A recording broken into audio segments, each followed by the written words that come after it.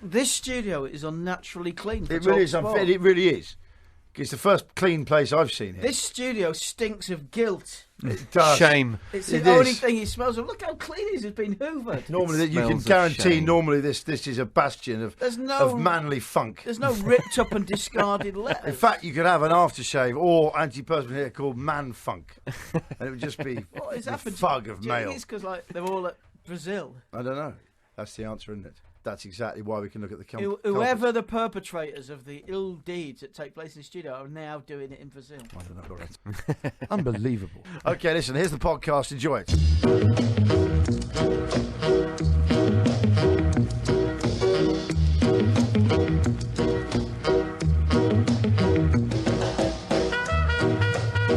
Good morning. Welcome to the warm-up with me, Johnny Vaughan, in the morning. Perhaps many of you, millions of you, need cheering up.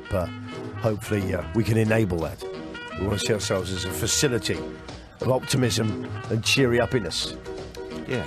That's James. That's Gavin Woods just saying yeah. Morning. Morning, James. Morning, Johnny. Morning, Gavin. On the day when England, they've really got it all to do in Group D, having lost 2-1 to Italy last night. I've got to tell you, it's really bad when you see the whipping boys on fire, like Costa Rica. You're looking at it thinking, the whipping boys? Yeah. Oh, God. They look pretty good. They looked unstoppable. They look pretty good. Yeah. I think in our group, there's 3 former World Cup winners, and turns out Costa Rica. Not good news for Arsenal fans. They're not the whipping boys, they're the whooping boys. Not good news for Arsenal fans. No, it's not good. Why not? Because Joel Campbell played so well. You can just see Wenger rubbing his hands together and putting the cash back in the safe. I wish they'd... I was just saying on the back new Man City agreement, you're thinking, hang on, guys, hang on, whoa. Let's start incentivising people, all right? Let's not think, well, I've got a good job, good pay to go back to anyway. I've got a steady number. It's all good. Anyway, don't forget the next game against Uruguay on Thursday.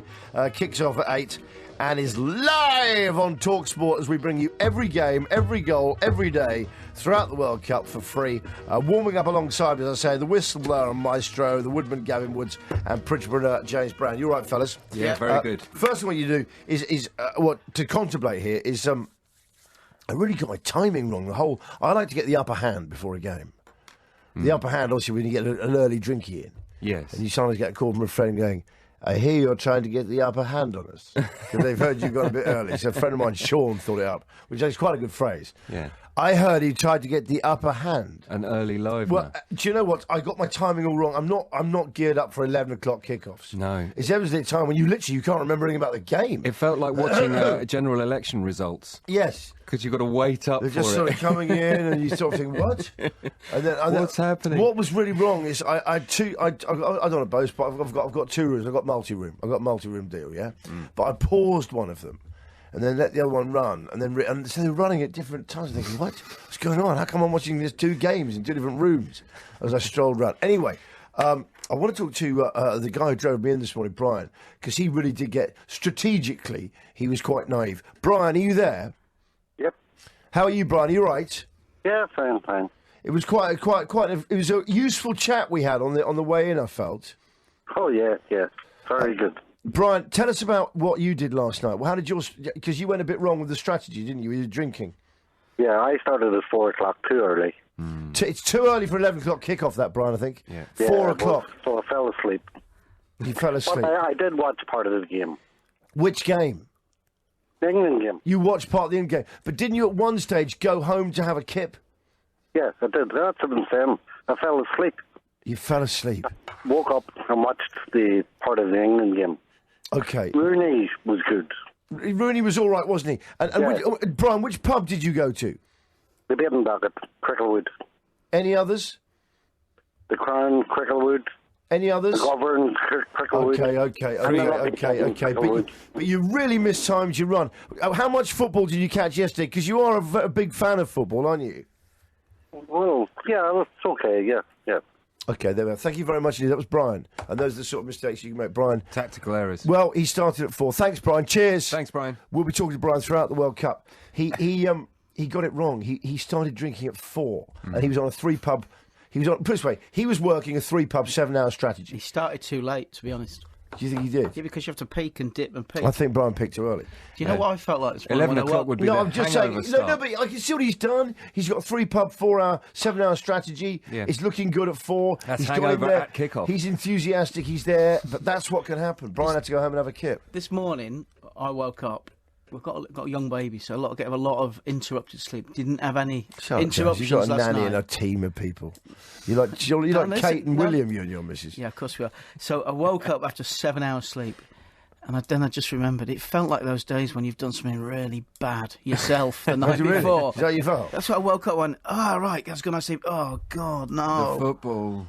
That's not sun. So there's There's mornings, nothing you can do about it. when there's mornings when you're a kid and you wake up and there's like loads of jewellery and watches all laid out and cash and you're thinking, how did I get all How this? did that get all there? How did I get all that get there? Are we going to talk about the match? Well, Roy Hodgson has lost 100% of all the games he's played against Italy yesterday. Should Hodgson go? Is it time only for played once. Should Hodgson go? Is it time for Hodgson to go? I'm just putting it Has out he there. run his course? Has he run his course? I Just like trying to Roy. question. Yeah, I do too. No, I like Roy. Even if we didn't get out of this group, I would keep Roy as manager. Do you want to get Brian back and ask him about that? No, Because Brian's got definitely some not. other views on that as well. No, he's like the Phil Neville of Talk Hey, let's Sport. talk about that. Do you know what they did there? Well, they thought it's Hazard syndrome, isn't It's it? Hazard syndrome. Yeah. Hazard's good. Let's buy his brother. Let's get his brother, yeah. Or Steve Wilkins. There was Ray Wilkins, Graham Wilkins, and Steve Wilkins. They also signed at Chelsea. The third Wilkins brother years Wasn't ago. it Mick Jagger's brother you could book for a gig? Yeah, and Chris Jagger. No, Sean Connery's brother you could book. Oh, could you? Yeah, I know someone. Yeah, I know someone who booked him to do because they made an advert for some whiskey. If you missed it, the social media is full Is it? of great comments He said he about made Phil Neville. Michael Owen sound like Laurence Well, Olivier. they thought. Well, his brother's brilliant. Yeah. And maybe if Great we just commentator. go, yeah, we got Neville on it. Gary Neville. No, it's Phil. It's Phil Neville. She's been pretty good. He Phil sounded like also- human Morse code. It just he? doesn't Just figure, beep, does beep, it? beep, Just beep, doesn't beep, figure that they England should. are not very good. Yeah. Do you know? I'm really glad though that What? we're coating off a commentator and not Yeah, the players. that's good, that's good, Because that's I've been actually- trying to talk on the social media this morning with some of our listeners. Yeah. About it, and they just get so reactionary so quickly. Because you love that social media, don't you, James? Yeah, I love it. But I was never. I was just saying that for me, we needed more from Baines and Rooney, especially as Rooney's Yeah. supposed to be our standout player. Oh, listen, I've gone with Ashley Cole, especially with pitches. You don't know what they're Well, I going to do. wanted to ask you about Baines is this. experienced. But I wanted to ask you about this. You watch Chelsea. Yeah. Was Ashley Cole Well, in the whoa, games? Whoa. I go to Chelsea games. Oh, yeah, you don't watch the game, obviously. Yeah. But you saw Ashley Cole a few times last A few season. times last season. Did he look any lesser player than he's ever looked? Were you thinking always lost it a bit? He didn't have any howlers or anything, He did did. he? That's the thing. He's one of those invisible players. There's never any trouble around. In fact, I thought he looked really strong. I don't know if maybe Mourinho kept him out the side because he didn't want him to go to the World Cup because he's wanted to Get more out of him next Get more season. out of him next season down the line if he gets contracted or whatever. But I really thought. I really think, Ashley, you've got to take experience to a World Cup. You really have. I know it's great to bring young, but Leighton Baines isn't young. No. I mean, he's nearly 30? Yeah, but and also, what about Instead from of your point- 47-year-old? As an Arsenal fan, did you think Gibbs could have done better? Well, Gibbs is faster than Baines, isn't he? He gets past people. I've never seen them race. No, I'd no, like but to it's- see them, though. You can tell. I mean, you can tell. What I found frustrating was, and this is the fans, especially Everton fans, get really wound up because they see him playing really well for the Yeah. team. Yeah. It's that. And there is an argument that there was no cover and no width in front of him, but he did it in the warm-up games as well. Both games, he gets just inside the other Cuts team's back. half, and he just plays it back. Yeah. I could do that.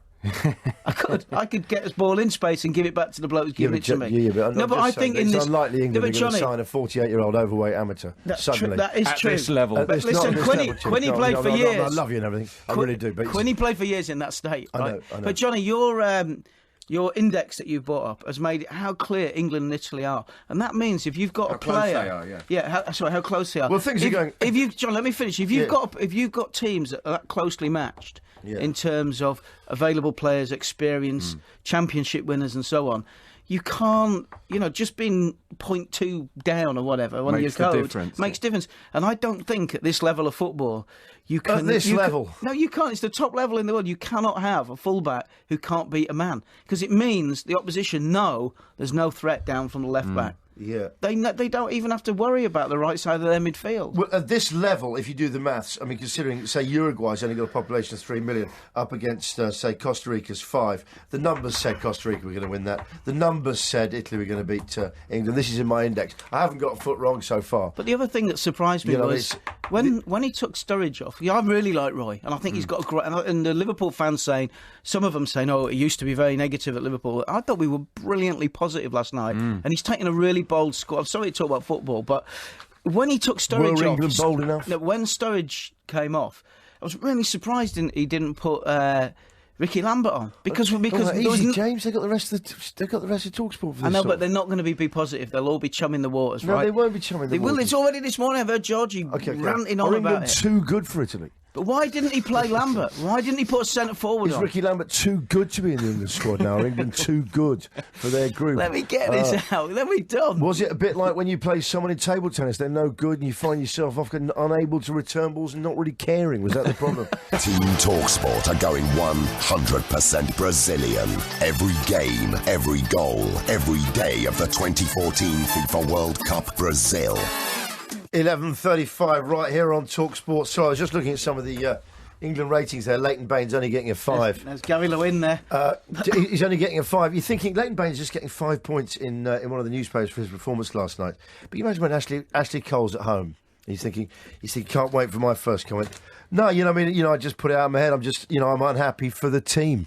I don't mind if a guy in my position isn't good at all. I'm disappointed. Very frustrating. I'm frustrating and angry. That's the comment with James Brown this morning. Can I say one of the other things I didn't like last night, before we go to Ike, who's on the line, is that... Ike on the mic. We've got Ike on the mic. But it was lovely interchange between... Was it Clive Tildersley last night? No, it was Guy Mowbray and Phil Neville. Okay, the game before that. Yes, you're absolutely right. The England game. He's gone. Undertakers, as they're known. They were talking. No, there was some. Who's the commentator? I'm sure it was Andy Townsend got into it. It was Andy Townsend. 2 games before. It was Andy Townsend who got he got an early comment in. He was talking about how in our group, he was during the Costa Rica game. That's why I wondered why it was Townsend. Okay, and he's gone 8,500 miles. This Italian team have got to travel between games. 8,500 miles. That's just at group stage. That'll be their flights. At which point the commentator goes. Yeah, but they won't be travelling in economy, Andy. I'm thinking, he's actually a very valid point. They won't be hacking through the jungle. They'll go queuing there. It's so frustrating because you have to carry the bags. To which Andy says, still, travel takes its toll. And I'm thinking, no, it doesn't. It's really luxury. What are they going to be doing, anyway? Sitting in an armchair. First class, you actually resent the flight ending because you're so comfy. Every time I fly first class, I just think this is great. Yeah. I've got time for another movie. The best... first class I ever went in. Alitalia. Was it really good? 6 waiters. No, just for you. Armchair. Really? It was Well, that's amazing. what they're getting there. From Buenos Aires to Rome. Wow. Amazing service. We've got Ike on the line. Ike, are you there? D. Hello, Johnny. Hello, guys. Morning, David. All right there. Morning, David. I'm good. We've still got that clicking on the line. I don't know what you're up to there or what sort of device you've got, but it clicks a bit. Yeah, I know what you do. It's my age. Is it? It's my knees. It's the old knee problem. Is it your wrists from years of goalkeeping? It's actually coming down the handset. Yeah, picking the ball up behind me. That's what it was. Okay, listen. Hey, but Dave's no slouch. No. What did you think last night, Ike?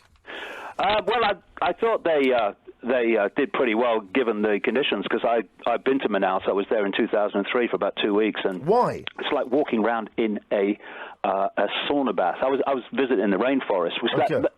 That city's basically in the rainforest, and there's water everywhere. And I thought for a second, my God, a man who really likes to do his recon. Wow! I know Ike hasn't been commentating on football for a while, but 2 years ago I went there just to check humidity. Just for real adoration. Something Clive Tildersley would do with his little book of biro.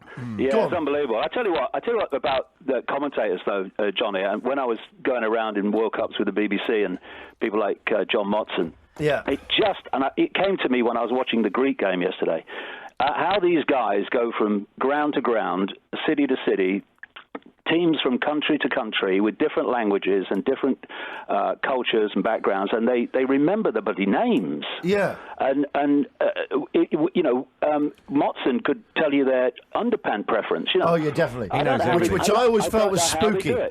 Leave it at the World Cup, David. Let's leave it at the World Cup. Cup. What happens there? Leave it there. Okay, so in our group, I was just looking through our group again. I've just been looking at the permutations. They're starting to drive me crazy.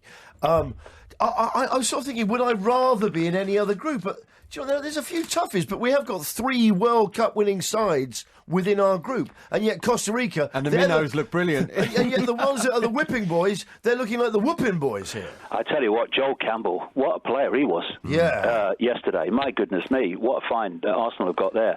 You know, we didn't see Suarez yesterday, so yeah. Obviously so we've got that, Dave. We've got that to look forward to for Thursday. Yeah, no, that's good. Suarez might make a little difference, but what I saw from Uruguay yesterday, I mean, they're two speeds dead slow and stop. Really, I mean, they didn't seem a problem to us.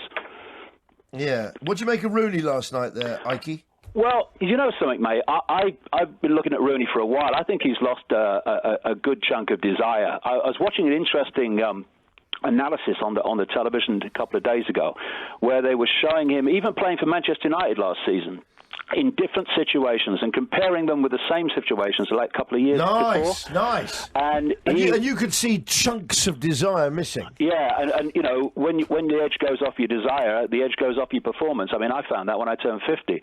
Yeah. And so... What a pro! He wasn't making the runs. He wasn't closing down. And you know what Sterling's doing now? He's basically doing what Rooney used to do. Yeah. No fear, pick it up and run at them. And say, you worry about me. I felt like Leighton Baines' performances, he lacked a bit of cover there, maybe from Rooney at times. Yeah, I think. I know Rooney shouldn't have to sort of worry about that, but he should have been covering a bit. I felt. I mean, I don't know. What do I know? Yeah, I think at this level, if the fullback doesn't get cover in front of him and gets exposed, I mean, he's on a hiding to nothing, and he can look really bad when actually there are mitigating circumstances. But I do feel that when you look at our back four, it ain't. Not a world-class back four. I think it's a lot less than a world-class back four. And I tell you what. I don't know if you saw all the games, but wasn't it good to see Colombia stick it to the Greeks? Yeah, I mean, I enjoyed that game, and it's great to see in this World Cup so far people who want to knock it about, who want to go forward, who want to express themselves, actually having the success, because we've had some real bore World Cups over the years. Like Holland did to Spain. They kept going. But Colombia, they gave it to the Greeks. And so did... Yeah, I tell you, they served them up, but good. Holland carried on trying to score against Spain as well, didn't they? They just did no let-up, which is good to see a bit of positive football going around, because sometimes the early stage... Especially in the group games, Nothing for nothing. Any other comments you want to make at this time? What about Joe Hart? Well, I thought Joe Hart did okay. He never had a chance with the first goal. I mean, you know, when you've got those players in front of you, they say you were beaten from 30 yards, but actually you were beaten from 12 because that's the first time you saw the ball. But I've got a question. I think one of those goals nutmegged about 4 players, didn't it? That's why we How does Brazil end up with a striker called Fred? I can't work that out. No, that was the last question. Funny enough, I was just building to that question. Well, that was my big one. I was brought up in the 50s. There were Freds everywhere. You know, all right, Fred, yes, Charlie, how's Frank, and all that stuff. But how do you end up with Fred in Brazil? I don't know. His parents were fans of Fred Dynage. Yeah. Massive Fred Dynage fans. And Gary Medell. Yeah, how do you... What right have they got to have names like Gary? That's our property. Hands off our Garys. Listen, David, it's been really lovely talking to you. Thank you so much. Gavin, you got another question for David? I was just going to ask him, did you think that England have the mental resilience to get through and carry on and improve? Too many syllables, mate. Nice. Do you know what? Funny, I was going to say exactly the same thing. Do they have the Brazilians? Sometimes, David, I just want to say, Gav here is a bit like our Mr. Lardy-Dar Gunner Graham. I'm just saying, who do they have the resilience, Sergeant Major? Who's Sergeant Major? The real question is, do I have the resilience to overcome Derby's defeat in the playoff final? I was there at Wembley. People are arrested for less than QPR that day. Okay. Well, let's not go back down that one. No, that's because not. I'll tell you something. The anger and hate we'll be getting from forever. The answer is yes. We do have the resilience. We do have the resilience to overcome. Do you think? I think we played great. Do you think Roy can inspire them? I think we played really well. Sometimes I look at Roy, and he just does look like someone when he's on the training ground, particularly when he's watching. I'm just saying, when Roy's on the training ground, sometimes when he's standing there, he does look like he's keeping an eye on his grandchildren who are paddling at the seaside, and he's just standing there, and he's just got his feet, he's just cooling down his feet, but really he's just keeping an eye on the grandchildren who they don't want to go too far out on that lilo. Because Roy once heard a story about a couple who ended up literally by Hawaii from Bournemouth. Anyway, listen, it's 11:44. That's it. We've heard from David Icke. And David, it's so lovely to have you on the show. Will you stay with us throughout the World Cup? No probs. Okay, brilliant. Do you know what, ladies and gentlemen, one of the greats in punditry and sports anchormanship. Yeah. David Icke! Thanks, David. Okay, warming up next. Before we go to that, I just want to talk about Gary Lewin. Didn't you just... Sometimes things happen in football that just put a game on the map for you. It's a bit like when you watch a game, a vital game, and you're in a strange bar and you remember that game forever. For an incident. Well, I remember that forever, watching a physio getting stretchered off. I'm not saying it's a lovely sight. It's not good, but it did make me laugh. Because you just don't expect that, do you? No, because, like... We've got no anti-managerial campaign in the press. There's been no scandal. There's no major player at a major industry. We've had loads injury. of good games. We've got all this bold selection, got these bright young players. Yeah. What happens? In the worst conditions we've ever played in physically. Yeah. And the bloke who's got to make the players fit breaks his ankle. It's a bit like what? It's a bit like what happens when an ambulance crashes and the driver gets a slight injury on the forehead? Does he just get in the back? Yeah. And his mate, Johnny, you said that there was one of the papers has gone into depth. They didn't get it on the cameras, did they? I didn't see it. All you saw was loads of people gathered on. Weren't you relieved when it wasn't a player? Yeah, I really was. That was the worst thing. I think, thank God. It was part of a celebration as well. No, thank God for that, it was the physio. But you know what, they shouldn't do this, because this has happened before with your player in the League Cup final. Tony Adams dropped over his shoulder. Steve Morrow. Hey, in a celebration, yeah. Yeah, clumsy. I'd have been so do you know what, actually, because you had a double of cup finals that year. I think for the FA Cup final, at the very start, they let Morrow go up with a bandage to go and get his medal for the one before. It was the most bizarre start. Honourable. Before we play the FA Cup final, Steve Morrow will finally get to go up for his League Cup final medal. Silence for Steve Morrow's shoulder. So Arsenal just go, well, Steve.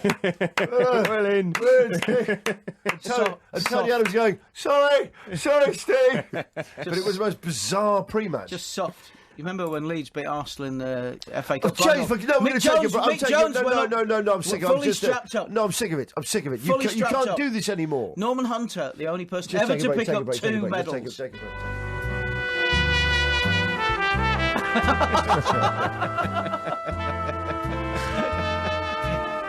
Come on, lads! Right, come on, lads, let's do it. Come on, we can do it. Right, get out there. Oh, you've got a job to do. And I want you to really perform within that job. Listen to the music, get into it, let it inspire you. And as presuming Ed has so rightly pointed out, the greatest era in the history of man is over. They're selling hippie wigs in Woolworths. Okay, we can fade that down now. We can get it is still. Yeah, Johnny, we've had a couple of great things contacted. We'll be the judge of that. We have. This is just. We very rarely do this, but this is worth doing. Okay. We very rarely read messages out that just big us up. This is fantastic. This is from a woman called Miss... To be fair, James, we very rarely have them. No, we have loads. Okay. Miss Tupes, we love this show so much. Laughing out loud in the car, not going anywhere, just doing circles as we only get the signal here. Yeah, that's nice. They're driving just to listen to us. Can I say to you, clowns can be funny in the circus, but on the roads, they can be murderers. They're no joke. And then following on what Gavin had selected with the referee who likes Man O' War, Ginge has got in touch and says Man O' War signed their first record contract in their own blood. Oh, brilliant. That is commitment. That really is commitment. Well, nice one, Ginge. And he's also said makes me look at my own career again, thinking, am I really committed? Maybe that's what the England players should have to do. Seriously. Right in front of us. There's like when you join like some kind of triad gang or whatever, you have to sort of, or your blood brothers with like a Native American tribe. Yeah, like and you slash palms. They could cut a finger off when they get selected for England. No, you just cut your palm. You have to do one of those handshakes with like Roy Hodgson. Blood brothers. Or with like the England's Lucky Navajo. Usually cut with a Bowie knife or something. Yes. And they really open it up as well. You're sort of thinking, that's the desert. I bet there's nowhere to wash your hands. What's wrong with a lancet? They do it in deserts go, now for make blood brother. And they get a massive great knife out. They go, whack! Right across the palm of that. Right across the tendons. Okay, what do you use? What do you use a lot of when you're out as a cowboy? I tell you what, your hands. What are you spending all day doing? Gripping things. What happens a lot in open spaces? Infection. Yeah, infection. It's hot. They never There's no penicillin. Yeah, have you got any, Big Chief, you got any disinfectant down there? You got any Dettol? Yeah. Big Chief, one hand. Right. Back in black. We'll finish that. Back in black. Let's finish that. Go on. Back in black is back. The game today, France versus Honduras. Against who? We saw against who? Honduras. I thought you were trying to say Honduras. I thought you were trying to really sort. Well, we watched England play them last week, and they were really physical, even in a friendly, weren't they? John, just like the way you say it. It was unfriendly. It was a real really. No, why did you change your whole physical character? And John, it was a very physical game. But you moved your arms though you had been a boxer for a bit. It was a right domestic tear-up. No, you said. No, you slightly relax your shoulders. You went. It was a very physical game. Well, they've got a Brazilian ref called Sandro Ricci from Brazil. Not from Alan Brazil, just from Brazil. Yeah. And he gives quite a lot of cards. So if Honduras are quite physical, they're going to have problems because he gives out 4.5 yellows a game. Yeah. He gives 0.45 of a red. That's a red every 2 games. Wow. And he gives a 1 in 3 penalties. Well, FIFA are really getting a return on him. Penny. Do they look at that as a good return? Is that a good return? A good value FIFA. Seriously, yeah. But I've got controversy value. Okay. I don't know if we discussed this earlier on the season, but I tell you what. I mean, as much as we complain about it, but sometimes I've known bad decisions really turn a game into an absolute cracker. You know, when it goes against you and you suddenly, the crowd's been slightly bored. Yeah. It's like, suddenly, so a real bit of injustice rains down and you're suddenly like, come on, lads, kill them. You think it's not even their fault. Or when there's an incident of handbags and the commentator says, nobody wants to see that. Yeah, and you're thinking, you do quite want to see it. It's a boring game. In the week you weren't here, James and I were discussing how when violence does break out of football, no one's going, come on, break it up, lads. Break it up and sit down and play blooming football.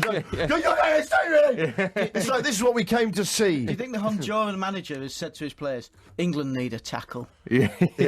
I love that. With David Bassett yesterday. I tell you what, Peter Reid needs a tackle. He needs a tackle. I tell you exactly what Andy Townsend would say. A tackle now will be vital. They want to get a tackle in now and quick. They've got to get a vital tackle in now. Dave Bassett's football vocab would be a brilliant guide. Is it? Well, just like Peter Reid needs a tackle. That was like a phrase I've never heard. Peter Reid needs a tackle. When he said, well, you asked him, have you ever over-motivated a player? And he said, yeah, Vinnie Jones got sent off in 45 seconds just because he said Peter Reid needs a tackle. Are you ready for this? Because you know what, it's a section of the show, it's a new section of the show. It's entitled, If Only We Knew Then What We Now Know.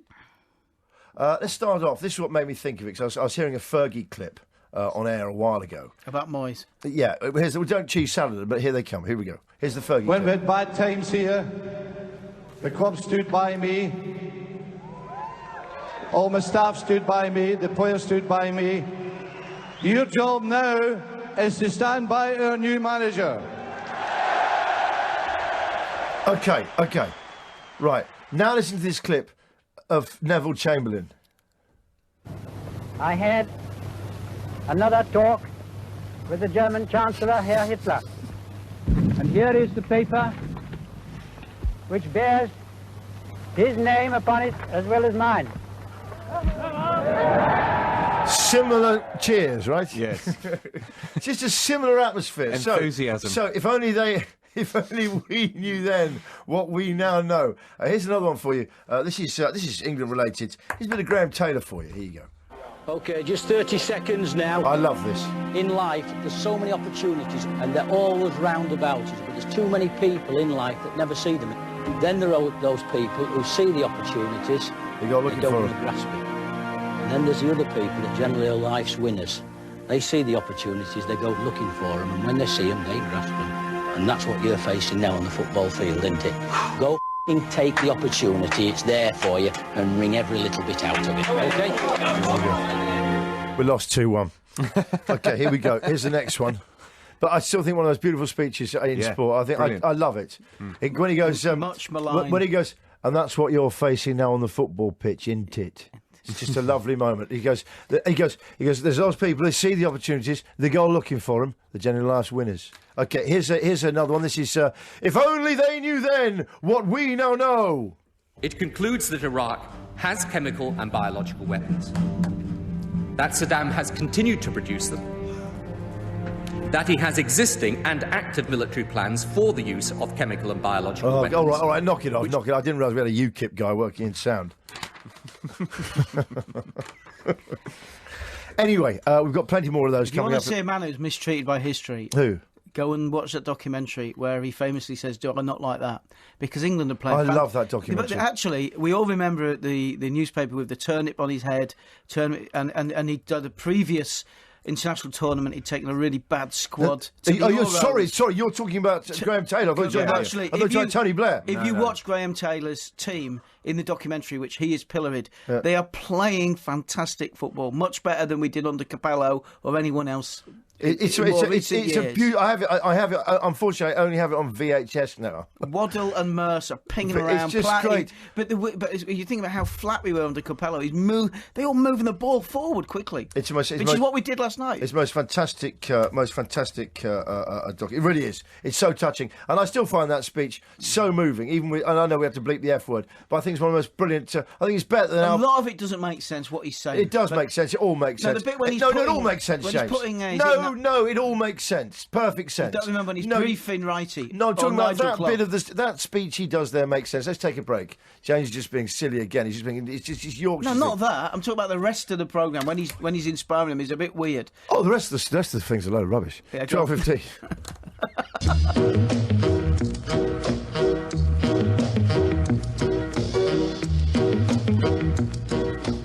I was listening to something on the radio the other day, and it was on another channel. What happened was, it was either stay with Durham or destroy the radio.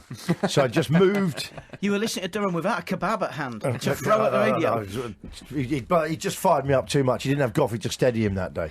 Goffey was off doing a charity do. Something Durham highlighted the next day and gave him much needed congratulations. I know Darren likes to downplay his charity work, like we all do. Last thing he leaves a chum slick. Last thing he needed was national coverage for the event he did.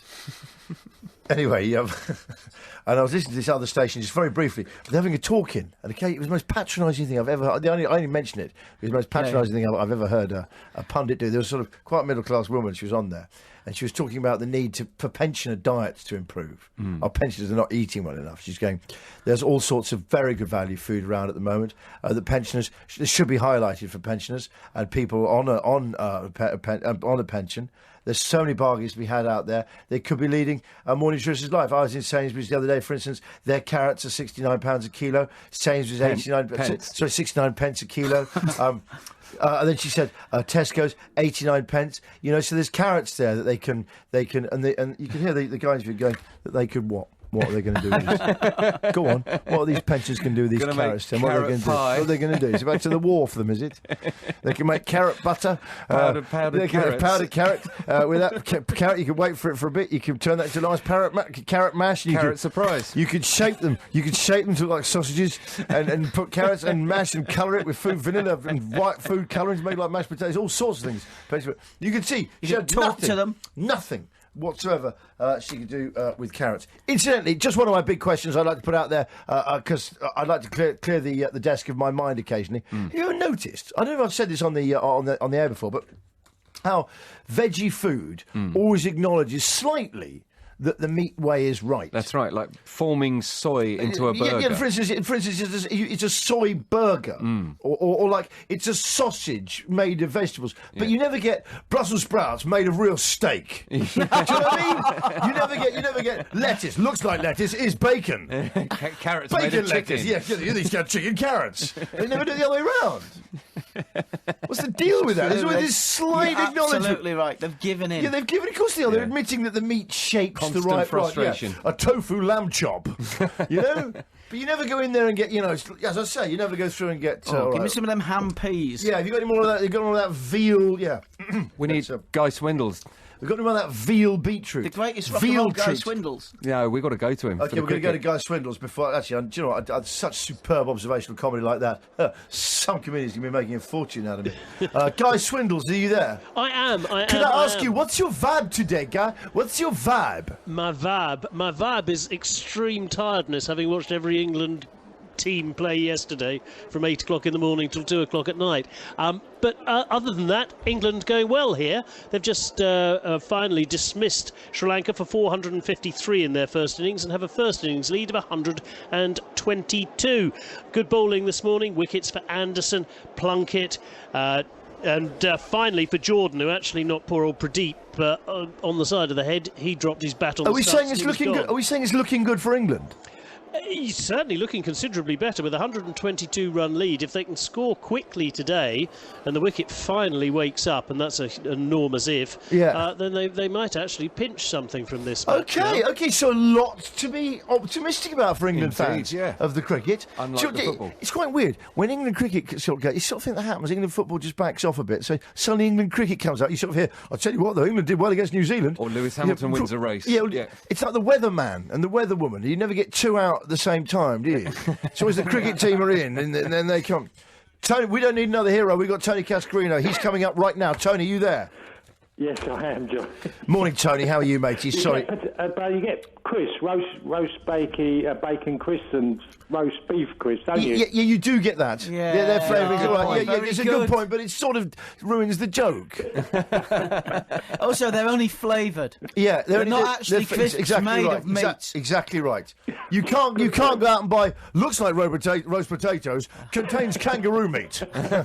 You don't get that, do you? No, you don't. They make turkey bacon in America, don't they? Yes, they do. Yes, which sometimes like, why not just have bacon? But you don't get, I don't know. Because it's bacon that tastes of turkey. Yeah. No, it tastes like bacon. Okay, Tony. Tony, you were born in England but represented the Republic of Ireland. Yes. But it was quite weird because when people haven't asked you how you got that, what was your connection there? I don't want to question it, but what was it? Well, my mum, John, is her name's Teresa O'Malley. Yeah. Which is a bit of a clue. Her dad and family were from Westport. And that was the connection. Well, but to be fair, Don, it was your adopted Irish grandfather. Yeah, it does count, though, John. Does it all count? Brilliant. Yeah, it does count. I do qualify. Okay, the last time I looked, I'm still under a 2-game suspension for my last time I played for Ireland and got sent off. Is Gareth Bale too old for me to foster him? And Aaron Ramsey. Seriously. I'm just saying, I mean, if there's anyone out there, needs a surrogate parent. A surrogate parent just to be make it official without him knowing. Do identity fraud against Gareth Bale, nick his identity, adopt him. As an Englishman. You pass, John, the test, the examination of being a parent. Okay, Tony, you've been out in World Cups. Tell us about your own World Cup experience. You were there in '90, weren't you, in the same group as England? Yeah, '90 was obviously our first time we got to a World Cup. An incredible experience. Obviously, having England in our group was a bigger plus to the tournament. No love lost between England and Ireland. It was just, they were all mates. Yeah, well, we were a side that went there and we just totally enjoyed ourselves and had a real smile when we played. And because it was our first time in a World Cup, everybody took it on board that we were just going to give it our all and try and enjoy it. I think that's the big thing. I've always said to players, whatever you do when you go to a tournament, go there and embrace it, give it your all, but first and foremost, enjoy it. Because if you enjoy it, you'll probably play better. Actually, funny enough, another man with an Irish accent similar to yours, Andy Townsend, is in the... Andy Townsend, another Irishman, and they're all Irish in that side, weren't they? They're all Irish. Well, me and go back a long way, Johnny. We used to be in the same Sunday team, did 11 you? years old, yeah. Did you? Wow. Even back then, did Andy use the word vital a lot? Andy was a strange one. He's completely different now than he was then. When he was a player, he used to turn up late, never be very professional. Even in his playing days, he wasn't, I wouldn't say the ultimate pro, but as he got into his latter years, I think being a bit scared of what happens after football, Andy suddenly become the ultimate professional. And did he? Yeah, absolutely. I thought you were going to really say something. I mean, when I knew him at 11, he had a completely shaved head and he was a follower of Hare Krishna. Long hair. He was a bit of a rocker. Was he? A bit of a rocker, yeah. Andy was, and he was. He certainly, about all the people, and he was a fantastic snooker player. You probably wouldn't have heard that. Is he better than Niall Quinn or Lineker? It's certainly been better than Quinny. No, it's true. No, what you said, Quinny regularly racks up breaks of more than 100. I'm not talking about the amount of pints he's had. Now, if you read Andy Townsend's book, he spends ages about how he used to just hang out all day, knocking off from the council to play snooker in the Greenwich snooker halls. Well, do you know There's more of that than on his youth football. Well, Andy played a hell of a lot of snooker. I remember going to many a time. Sorry, it's pronounced snooker. Yeah, playing snooker. And no, snooker. Snooker. No, snooker.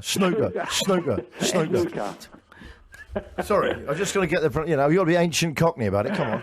Yeah, he was a very, very good player. I know a few players that made it to the pro circuit, didn't make go on and win tournaments, but always said that Andy was very close to making it as a pro. Really? He nearly graced the bays. Yeah. Okay. Townsend to Bock. I tell you what, he's got the hair for it. I always think it's a thick hair sport, Sneaky. You don't want to lean over. It's very harsh on a. You know, it's what they call in paint and decorating show through. When you're putting a darker colour on a lighter one. I'm sure we're going to give you another coat. We're getting a bit feather it out. We're getting a bit of show through. You wouldn't get that with Townsend. He's like a chinchilla up there. Yeah. You've got your hand up. Kaz, when you were in Italy in 1990, did Jack let you go out and mix with the locals at all? Were you out eating pasta? What was the warm-up there? Nice, James. Funny enough, we used to say to Jack, we went to Sicily and we went out to a few. We told Jack was going to play snooker, and he was like, snooker halls in Sicily. Yeah, and he knew we'd sneak out for a pint, but he didn't mind. I've got to tell you, there's a few dodgy places in Britain that people hang out, where it's known that like gangsters people hang out, snooker halls. But a snooker hall in Sicily, what's that going to be like? Yeah. To be honest, you come here on occasion, mate. To be honest, Jack was one of the very few managers who actually said to you, if you want a pint with your dinner, have one. If you're really that bothered and you think you're unfit, it's have one. And do you know what? No one ever had a pint with their dinner. I was going to say, because it's a sort of thing with Jack, who I wish I'd had a father. You wouldn't mess with him. No, if you want a pint with your dinner, you can have a pint with your dinner. You go, I'll have a pint with your dinner. Then he just literally holds the back of your head and forces it down you. Like I say, and you still want your pint? You still want it? Before slamming your head in a door. Yes, did Jack ever talk about when he played for England in '66? He talks about a bit more about Mexico. Not a good way of psyching up the Irish, though. No, from his own experience. He was very, very basic in the way he felt. He was a very intelligent man about how the opposition would play. He would tell you from African football to Eastern Bloc football to South American, their types of styles and what they like to try and do. And he was, I'll tell you what, he was 99 times out of 100, he was absolutely spot on how the opposition would play.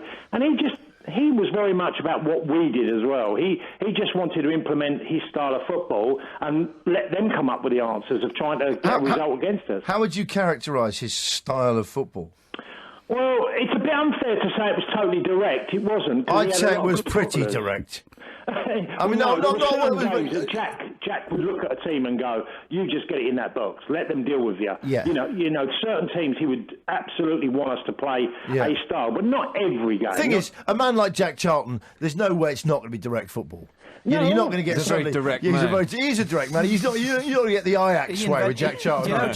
Jack totally invented the near post head on from the corner. Well, where did that? And how do you know that? That happened in Friday. That happened in the match in Friday. And how do you know that happened? What's your claim? What's your claim to that? Well, he invented it under Don Revie at Leeds. Oh, God. Listen, Tony, we've got to go now. Thank heaven for that. Well, unfortunately, we've started talking about Leeds again. We've come back to that every time. Doesn't matter what the subject is. We haven't dumped Kaz, have we? No. Should we keep Tony on? Yeah, he's great. Are we meant to have news now? Or should we just not bother? Let's keep going with Tony. Okay. Okay, listen, I'm going to give you the news. We lost last night 2-1. What do you want to know? All right, listen, we're going to take a break. Tony Cascarino's back with us right after the break. Stay with us here on the warm-up on Talk Sport. Yes, we all need a bit of cheering up, and right here's where it's kind of happening. Hey, Talk Sport. Welcome to the jungle, man. It's 12:36. Welcome to the warm-up on your Talk Sport. I hope you're sort of, just coming through it. The nice thing is when you play a game at 11 at night, you're virtually anaesthetised. Yeah. If you, well, especially if earlier, and we'll be talking to him again because Brian gave us that great account of his night last night. Brian, who drove me in this morning, where I completely must tame the whole drinking before. 3 different pubs. I had a 7-hour 3-pub strategy, but it ended with a kip at home at a tragic hour. And he thought the England game was 0-0. Put it that way. You asked for really bad pitches yesterday, and we were asking for them again. Marcus, who goes by the moniker of Krusty4567. Morning, Krusty. He sent us a picture. It's a fantastic photograph of a football pitch running vertical up the side of the hill. It's not the famous one you've seen of it photoshopped on the side of a hill. Easy. There's a goat in the foreground. Nice. And there's what seems to be a load of fans who can't manage to get up all the hill. That's brilliant. I'm going to retweet it from... your football pitch is on a slant when actually the fans can't be bothered. It's too much effort to go up the other end. Down to the bottom of the hill. It says, what about this beauty? But James, just the photograph thing, we always know we don't want to get Steve McQueen. I'm retweeting it. We don't want to get Steve McQueen coffee table book syndrome again. We don't want to go down that road. If you follow us on social media, we've retweeted when James pompously put 5 minutes in the show to talk about the Steve McQueen coffee table book. Describing photos. There's Steve leaning against a car. No, it's funny that. Tony Cascarino's on the line. You right there, Tony? Yes. Now, Tony, you've really seen some violence at the hand of you've fallen at the hands of the Turk. You got into a brawl with a Turkish defender and left the pitch showing the scars of battle. And also got down here that Ireland's substitute Cascarino was kicked and punched by Turkish players and then attacked by fans who invaded the pitch following a goalless draw. Normally so unemotive. Yes, that's right. Yeah, normally just disappointment. Yeah. Tell me about the terror you felt there, Tony. No, I wouldn't say I was terrified. It was one of them nights we got knocked out of the World Cup. They were celebrating. I'd had a defender who was not doing some very nice things during the game. I just clipped his heel. What had he done, Tony? Well, Can you talk about it? Anyway. No, Tony, talk about it. Share it with us. And Tony. You didn't give your surname. We've got Tony on line 1. He's been brutalised by Turkish footballers. If you'd like to lie down, Tony's not his real name. But Tony, just tell us about what those lads did to you there, Tony. Well, basically, I just clipped one of the Turkish players' heels accidentally. And that was an accident, right? Well, accidentally on purpose, and with that I took an absolute full blow uppercut, and within seconds it turned into a bit of a mass brawl. I was at the centre of it. And did you land any punches? I took a few. I took quite a few, to be fair. And how did that make you feel, Tony? I tried to defend myself, but it wasn't. It wasn't the best thing to be doing on the football field. But when you were in the centre of all that, Tony, I mean, how did you feel? Did you feel that they're picking on me? Did you feel victimised? I felt pretty much I better get out of this situation. Sure. And I got down the tunnel, but the police didn't really defend me too much. They gave me a bit more of a hiding. And did you feel let down by the police? Do you think in this instance the police have not helped you?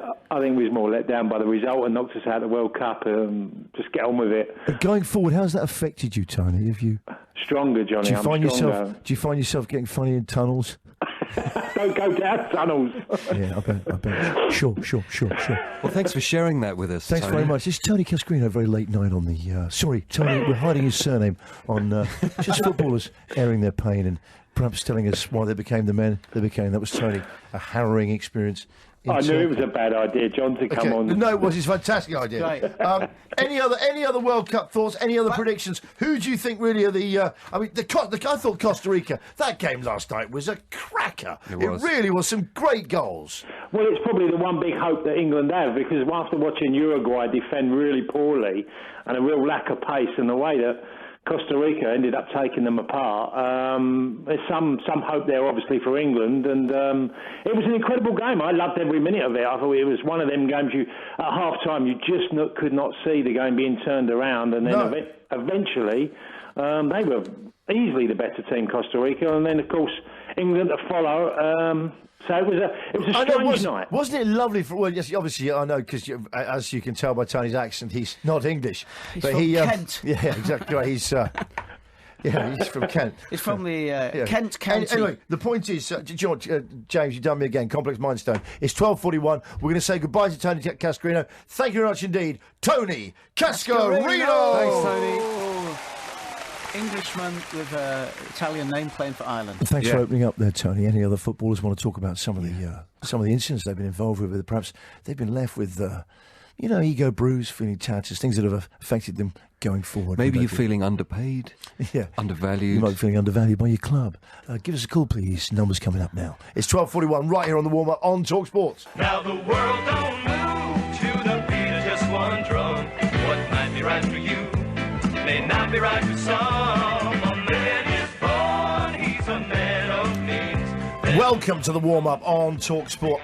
If you're working in one of the montage departments at ITV or BBC, I'd like to have this playing while we see pictures of on-pitch violence. I just think it wouldn't suit it. It'd be a lovely juxtaposition. Different strokes. Just to show that we're all united by the fact that you can have a bit of a tear up on the different pitch. strokes for different firms. Exactly right. You know the show. I might have said this before on the show, but you know the show. You better get ready by the dump button, someone.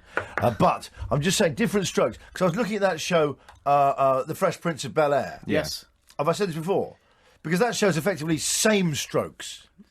Do you know what I mean? It's exactly the same show. It is, yeah. This time they're just giving it like a wealthy black relative instead of like a wealthy white guy there.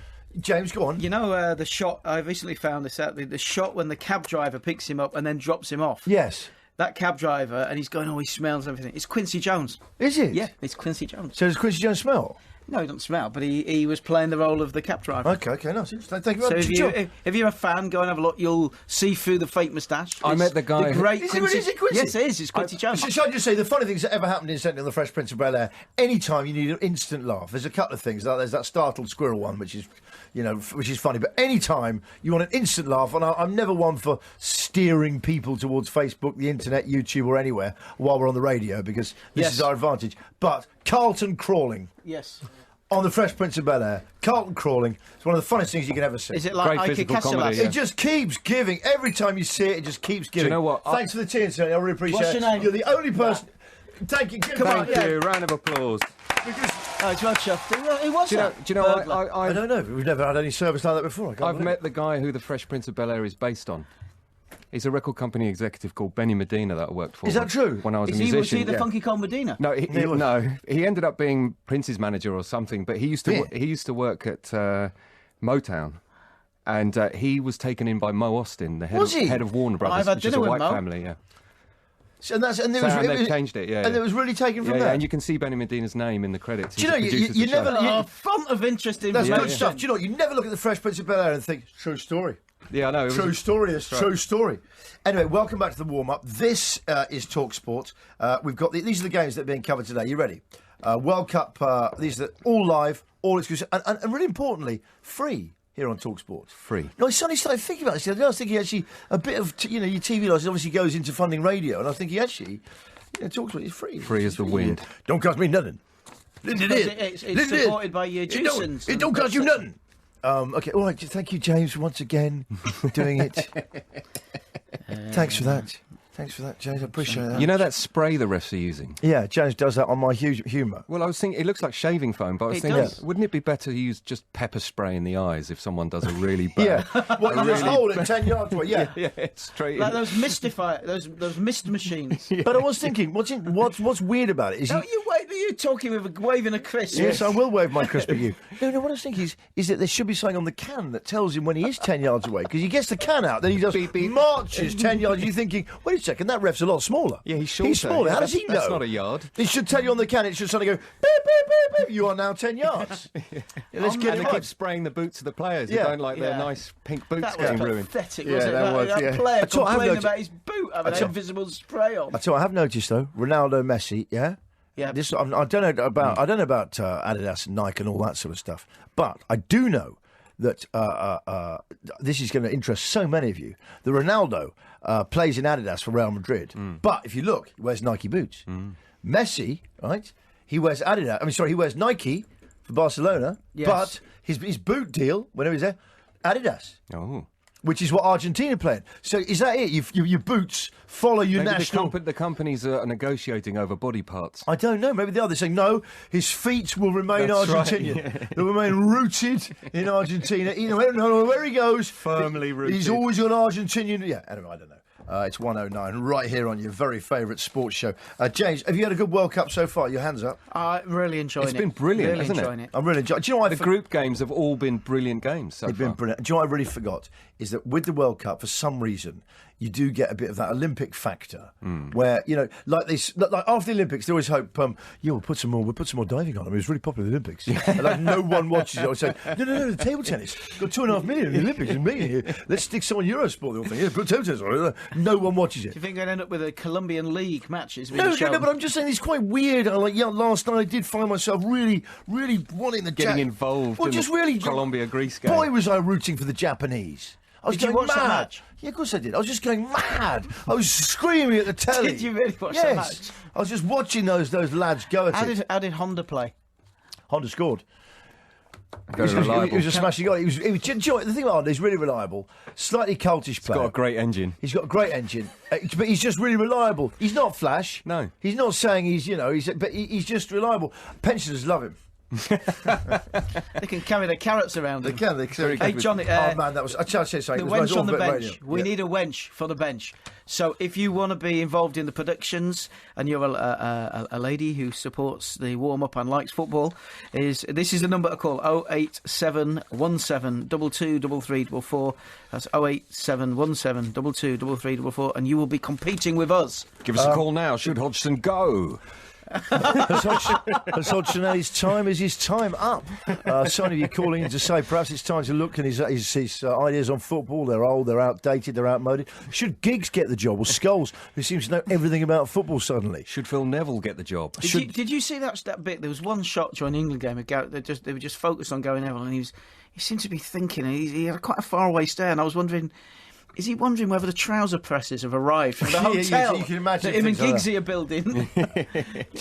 Does that enter his mind, though? Did I take my room key out of the electric socket thing when you go through the door? Or the lights? Is the telly? I don't want to carry it. It's a big square key. Is the telly's still going to be on? Do you know, I can't stand that in hotel rooms when you have to put your room key in the thing so you get electricity. Because then you forget and you're suddenly just in the dark at some really vital moment. It just leaves you there. And now you've got to try and actually find the key and the slot. What I like you end up like feeling down walls like a fireman. You're just going, you're using Braille. And then suddenly what you forget is in Germany they're only a metre up from the ground. They don't put them at shoulder height like we do. Germans are used to feeling along at waist height for switches. Should Klinsmann get the job?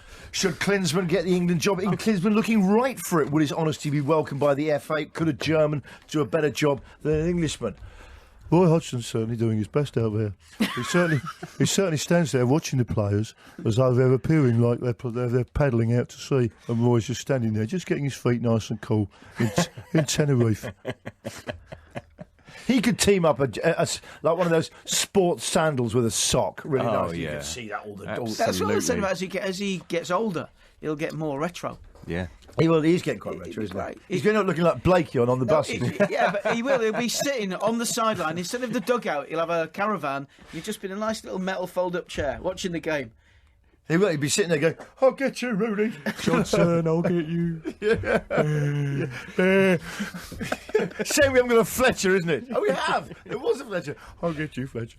Right, here we go. It's really old jokes. That's we know our audience. Just talking about on the buses. I don't know if you see that episode about. Did you see that? It's like you get some radio stations where the chat where the It's really hard to take you seriously when you're waving a crisp. Sorry, I didn't mean to wave crisp. But he's waving a crisp at us, making a point. I have here in my hand the crisp. I have in my hand. But you don't get those shows, and they just show you gold TV shows. Oh yeah, I love that channel. Yeah. Well, and you get stations on the on the radio where they're just playing gold music. Well, what we give you here is gold chat. We reminisce about on the buses, and like it's now. Talk gold. It's Talk Retro. Welcome to Retro Talk. You were just talking earlier about Murray mints. And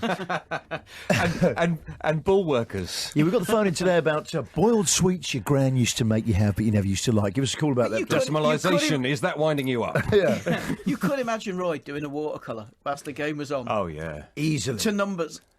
But would it be good? But if you could imagine Roy Hodgson doing a watercolour during the game, and then afterwards releasing Roy Colour's football watercolour box. You have to reproduce it. But what would be great about that? But what would be really weird is if suddenly people started looking at it thinking, hang on a second, these are all a bit sort of weirdly homoerotic. The way the players are climbing on each other is just weirdly, these weirdly exaggerated features. Just weirdly. Like he's just packed everyone out a bit too much. Lots of muscular thighs. No, just at the front, everyone just looks a bit packed out. Everyone's tented. He's concentrated a little bit too much on the wind blowing on the short, giving away configurations. Did you see that goal Friday? No. The fantastic goal. Goal Friday. Yeah, goal Friday. Van Persie. Oh, the header. Cracking. Can we talk more about Roy Hodgson's erotic World Cup football watercolour challenge? Roy's That's a much better show. It's a much better. You're going to bring him back to life, aren't you? What's wrong with Roy Hodgson bringing out for charity after the World Cup some paint along with numbers, watercolours? Roy's World Cup. Roy's Brazilian World Cup. Yeah, full Brazilian. In colour. Don't mention Roy's Brazilian. Don't mention Roy's Brazilian. And that's why I went off and had a Brazilian. When you get old age, your legs tend to lose hair anyway. And around the sock area and the sandal area. Around the sock and sandal area, so I just completed the whole look. I tell you what, Van Persie Friday, passable impression of Lee Chapman. It was, wasn't it? At Leeds, Chappie was always doing the diving. Take him out. 119. Well, Kirsty Gallagher, he ain't. We got a man in the studio, a real man.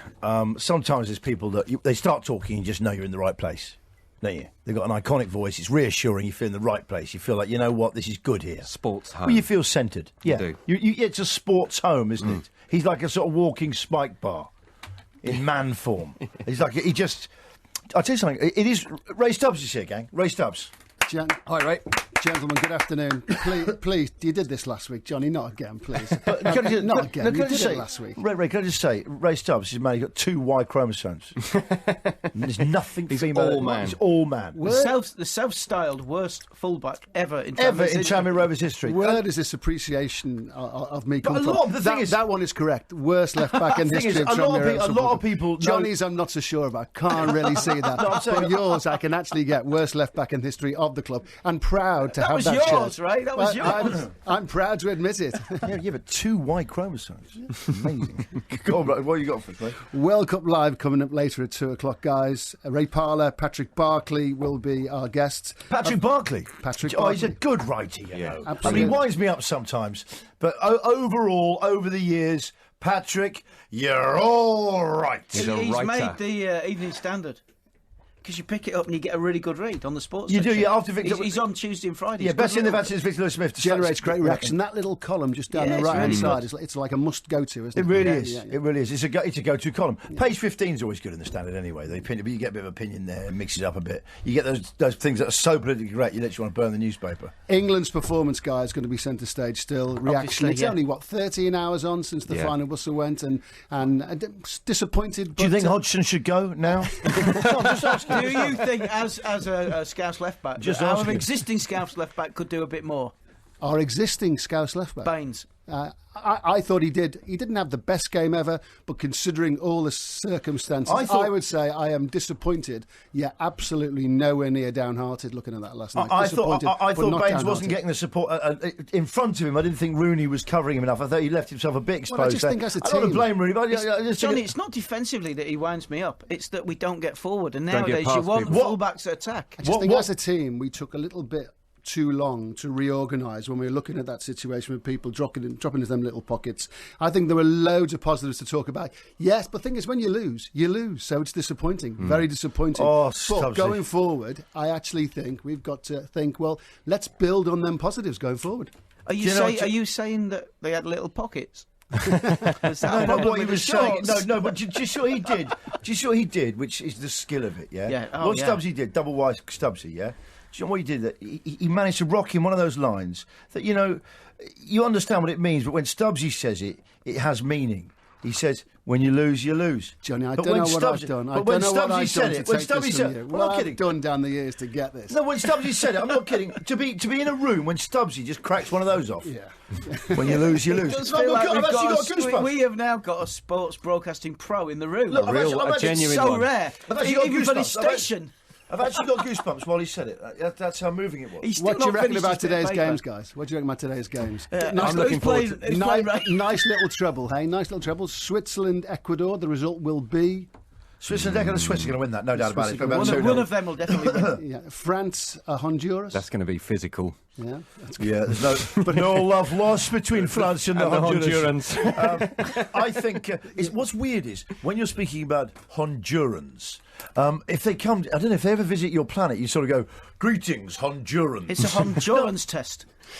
I just always feel like Hondurans. It's the only country there that sounds like people from another planet. Can I tell you a quick story about them? Sends its greetings to the Honduran people. Emperor of Honduria. Can I tell you a quick story about the 1994 World Cup? There isn't time, Go on. We haven't got time for Start it and just stop when he interrupts. Argentina against Bosnia. Who's going to win that, by the way? Argentina. Okay. No, you say that. You say that. I've got some... You said it. I didn't say it. Okay, I've got some stats here. Let me just have a quick look at my stats, because I'll tell you what. Who you got? Argentina. Yeah. Okay. I wanted to see my story. Seeded third, population ranked 32nd in the world. IMF ranked 55, 43 million people. Gives them overall rating 5.1. Who are they up against? Bosnia. Yes. Bosnia pretty good, you see. They've only got 4 million people, ranked 16th. They're on 12. Argentina on 5. It should be, theoretically, this one could well go to be a draw. Could be a draw, but in a football match. And I'm not even going to tell you my story now because you'll interrupt. No, tell us the story. Go to it, Ray. I'm not going to tell you. Come on, you'll save us saying stuff. You're going to interrupt me. No, Johnny, let him get it out. You know this I'll thing, even eat my crisps. You know this thing about the Hondurans, you said with the sim. Okay. Greetings. 1994, the Irish team stay in a hotel. There's not big fences up and stuff like that. Same hotel as the Irish team in 94. The Star Trek convention of the United States. You don't have to say anything else. So in the morning, doors are open. You're there with your camera ready to try it out. Door open, Jack Charlton. Door open, Spock. Another door open, Andy Townsend, couple of Klingons, Lieutenant Uhura, and like sort of then. It was just bizarre. All the Irish team going to breakfast and the Star Trek convention of the United States. Was it real people from Star Trek?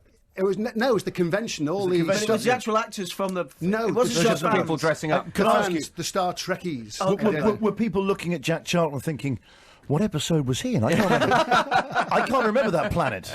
What planet was that? What manner of man? Why don't you put a football cast on the Enterprise? See who you'd come up with. John, I've had a good idea about that quite recently. That's a good call out. Actually. Yeah. Well, it's an excellent call. Who would play who on the Enterprise? It'd be absolutely fantastic. You'd have Glenn Hoddle as Kirk. Anything about any other clubs you want to mention? That'll be funny. I'm sure there's going to be. I'm sure. Where would Bremner be, James? Where would Bremner be? Bremner's obviously Bremner be Kirk. He'd be obviously pundits in space. Yeah. All right, let's take it down. Ray, we look forward to seeing you later. Let's get the Leeds United fill in, please. That was the extra special Sunday warm-up. Yes. Coming at you 2 days a week now, Saturdays and Sundays. Double header. Throughout the World Cup. How do you think we managed on day 2? I felt weak. I thought it was a step up from tomorrow. Yeah. From tomorrow. Nice, James. How can you know that? I like the way you know that. James. You're like Uri Geller. James is saying already this show is better than tomorrow's. Yeah, don't get distracted by the mumbo jumbo. Yeah, by the tense I'm talking in. If I want to talk about the future, in the future. I like David Icke being on the show because he really gets a sense of relief that it's the first time in like 25 years he's been able to talk about sport, which he clearly has a very strong. It's ridiculous. He's just been so stitched up. They always sort of say, here's a goalkeeper, let's talk to him about lizard men.